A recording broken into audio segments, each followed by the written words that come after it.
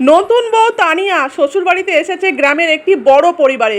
সে প্রথমে একটু সংকোচ বোধ করছিল। শাশুড়ি ছিলেন মিশুকে, কিন্তু একটু কড়া ধরনের মানুষ, নীতি নৈতিকতার ব্যাপারে খুবই কঠোর।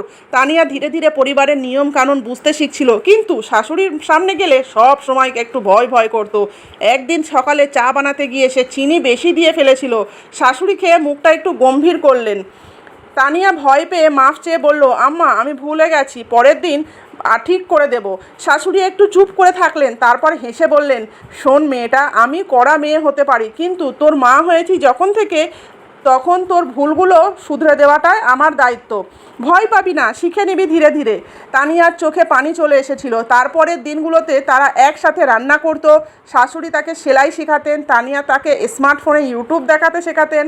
মাঝে মাঝে শাশুড়ি বলতেন, আমার তো মনে হয় তুই শুধু ছেলের বউ না, আমার ছোটবেলার বান্ধবী হয়ে জন্মেছিস। তানিয়াও মাকে জড়িয়ে ধরে বলতো, আপনি না থাকলে আমি হয়তো কখনোই এই ঘরকে নিজের ঘর বানাতে পারতাম না।